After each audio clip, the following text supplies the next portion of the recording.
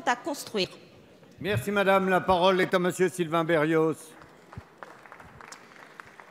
Avec Jacques-Alain Benisti, les élus parisiens, je vois Claude Goasguen et Philippe Goujon, les 130 maires de la métropole du Grand Paris, mon cher Patrick Collier, les élus franciliens, je m'adresse à vous comme l'ultime porte-parole au sujet de la fermeture des voies sur berge à Paris. Le 21 juin dernier, quand je vous ai interrogé, j'ai interrogé Madame Royal, la réponse a été « Tout changement qui bouscule des habitudes nécessite des débats démocratiques ». Que reste-t-il du débat démocratique lorsque la maire de Paris piétine l'avis négatif du commissaire enquêteur? Un périmètre d'enquête réduit, des problèmes économiques, de transport, de sécurité, voilà ce que chacun sait déjà. Mais surtout, le commissaire enquêteur a pointé des reports de pollution qui vont asphyxier la rive gauche et l'Est parisien. Nous avons une chance historique de travailler à la réduction de la pollution aux particules fines en Île-de-France qui tue chaque année des milliers de personnes. Valérie Pécresse et la région Île-de-France ont mis en place un comité scientifique sur la qualité de l'air. Or, le gouvernement, vos services, refusent de fournir des études de trafic des voies rapides et des autoroutes A4, A86, A13 avant et après la mise en place. Si les nuisances ne sont pas avérées, pourquoi refuser de transmettre les données? Pourquoi cacher que le projet rendra l'air irrespirable pour des milliers de Franciliens? La pollution ne s'arrête pas au périphérique, il n'y a pas un rideau magique.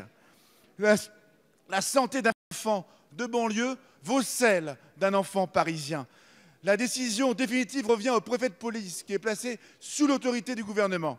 C'est pourquoi nous demandons un moratoire immédiat et une nouvelle enquête publique élargie à l'ensemble des communes concernées. Monsieur le ministre, ou ce qui reste du gouvernement aujourd'hui à l'Assemblée, nous attendons une réponse. La parole est à monsieur Alain Vidali, secrétaire d'État chargé des Transports, de la mer et de la pêche. Oui, merci, monsieur le président. Monsieur le député, je partage avec vous le constat, comme tous les Français, celui que la dégradation de la qualité de l'air est chaque année responsable, et vous l'avez cité, de milliers de décès et de beaucoup de maladies graves, notamment respiratoires. Et vous le savez, ce chiffre ne cesse d'augmenter. Ce n'est pas une situation uniquement parisienne ou Île-de-France, c'est un phénomène que l'on constate dans l'ensemble des grandes villes, avec des réponses qui sont des réponses différentes, parfois un péage, parfois des décisions en matière de développement des transports en commun. Il n'est pas dans l'intention du gouvernement de faire la différence entre le problème des personnes de l'Île-de-France ou de celle de Paris. C'est un problème qui est largement partagé. Mais il y a une seule chose que je veux vous le dire. Compte tenu du constat, et je pense que vous serez d'accord, l'inertie n'est pas une option.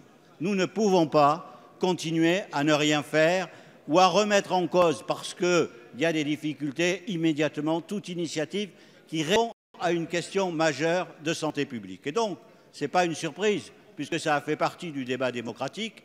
La mairie de Paris, Madame Hidalgo, s'était engagée sur cette question devant les électeurs. Le résultat de sa décision est conforme à ses engagements. Le gouvernement, qui doit intervenir, comme vous l'avez dit, dans cette affaire, est attentif avec le préfet de police et a souhaité mettre en place, pour une période de 6 mois, un comité d'observation. Et je vous réponds très clairement, toutes les données seront transmises à qui le voudra pour que nous puissions prendre ensemble les mesures d'adaptation si c'est nécessaire, la réversibilité si elle s'impose. Dans tous les cas, nous ne pouvons pas rester sans rien faire et le gouvernement soutient l'initiative de la mairie de Paris. Merci.